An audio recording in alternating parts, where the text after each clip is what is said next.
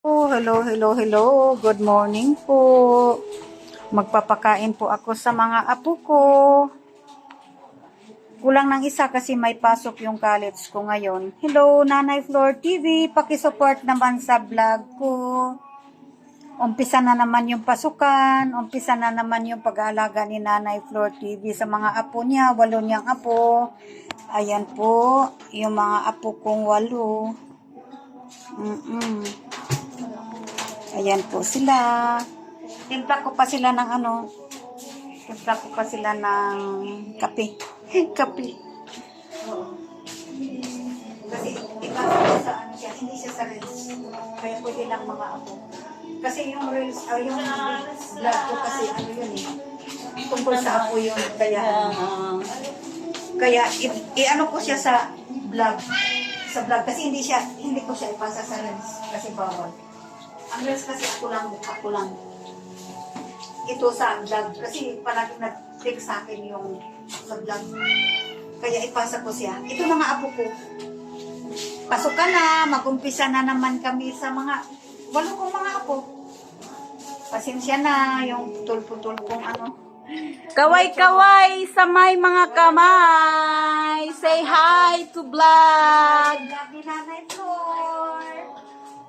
Hello everyone. God bless. Ingat-ingat po kasi po meron tayong bagyo. 3 magkakasunod. Wow. Galing sa trabaho ko, andito po ako ngayon, nagbabakasyon kasi nung graduation ng anak ko ay umuwi ako dahil ito ang alaga ng nanay ko. Ito po ang ito ang panganay ko. Mahiyain po yan sa camera. Pero, guwapings yan. Tabo, nahiya talaga siya. Ayaw niya magpakita. At ito ang aking pangalawa. Si Crisanto. Yan. Puhon-puhon. Sana makatapos siya ng kanyang pag-aaral. Gabayan nawa ng Panginoon. At ito naman si si Jeremy Butlay. At yun ang aking bunso. Si Angelo. Asus. Nako. Mga sa camera itong mga to, guys. Ayun ang kanilang mabuting lola. Salamat po. Sana gabayan siya palagi ni Allah. Bigyan siya palagi ng lakas. Para dito sa mga 8 ito. Mashallah. Ang kanyang mga alaga. Oh, di ba? Daig pa ho niyang nag-OFW. Grabe. Timpla. Yan, ganyan ang ginagawa niya sa umaga. Titimplahan ng kape. Yan. At ito naman yung 2 kalamukambal. Anak ng kapatid kong bunso. Yan ang bunso din dito ni Nanay Floor TV. Yan, guys. Kayo, anong gusto niyo, 3 in 1? Anak ko ba? Ikaw daw. Meron silang tortang talong, itlog na maalat, may tuyo, at sinangag sa umaga. Wow! Thank you, Lord, sa lahat. Thank you sa blessings. At thank you din po sa aming Nanay Floor TV. Sa lahat-lahat. Thank you ng marami. Yan. Kape po tayo.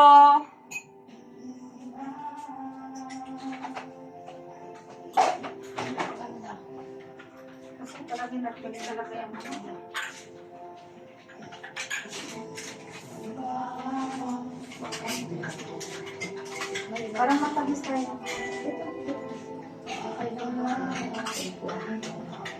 Dalawa kayo dito. Tikman mo kung sakto ba?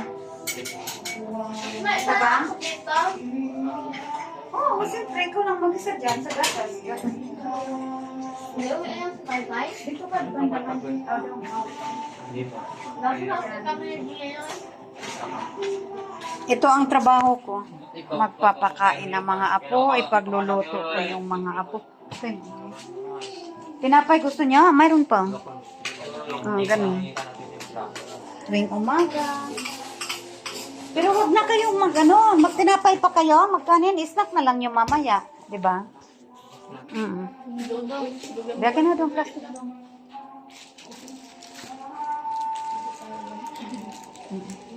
Magkanin kayo, tapos mamaya mag-snack kayo. May tinapay doon sa ref. Ayun, tutang talong. Ito, mga alaga kong 8.